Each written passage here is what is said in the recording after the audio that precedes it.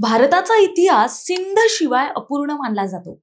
फाळणीनंतर सीमारेषा बदलल्या, पण भावनिक नाती मात्र बदलली नाहीत।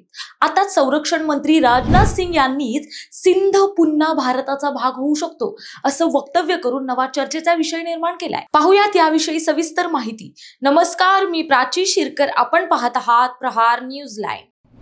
भारताच्या सांस्कृतिक सीमांचा विस्तार कधी-कधी राजकीय सीमांपलीकडे जातो। दिल्लीतील सिंधी समुदायाच्या कार्यक्रमात संरक्षण मंत्री राजनाथ सिंग यांनी भावनिक भाष्य केले।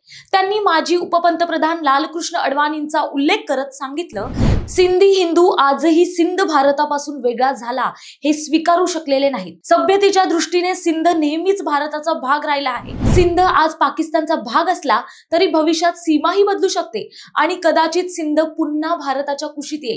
सिंधू नदी हिंदूंसाठी पवित्र आहे आणि सिंधातील अनेक मुस्लिमांसाठीही तिचं पाणी पवित्र आहे। राजनाथ सिंग यांचं हे वक्तव्य केवळ भौगोलिक सीमांचं नाही तर सांस्कृतिक एकतेचं प्रतीक आहे। इतकंच नव्हे तर आपल्या राष्ट्रगीतात पंजाब, सिंध, गुजरात, मराठा असा उल्लेख येतो, जो आजही आपण अभिमानाने गातो। हे राष्ट्रगीत सिंधशी भावनिक बंध दर्शवतं। देशाच्या दृष्टीने हे वक्तव्य सकारात्मक आहे, कारण ते फाळणीनंतर तुटलेल्या कुटुंबांना एकत्र आणण्याची आशा जागृत करतं। राजनाथ सिंग यांनी पुढे पाकव्याप्त काश्मीरचा उल्लेख केला आणि तिथल्या लोक पाकिस्तानच्या ताब्यातून मुक्त होऊन भारतात परत येतील असंही म्हटलंय। मात्र पाकिस्तानच्या परराष्ट्र मंत्रालयाने तीव्र प्रतिक्रिया दिली आहे। त्यांनी हे विधान भ्रामक आणि धोकादायक असल्याचं म्हटलंय।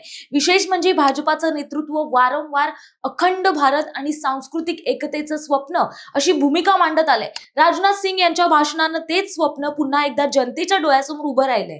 पाकिस्ताननं विस्तारवादी म्हटलं तरी राजनाथ सिंग यांची भूमिका प्रादेशिक शांततेला बळकटी देणारी आहे। सीमारेषा बदलतात पण संस्कृतीचा प्रवाह थांबत नाही। सिंध केवळ भौगोलिक प्रदेश नव्हे तर त्याच्याशी भारतीयांचं नातं आहे।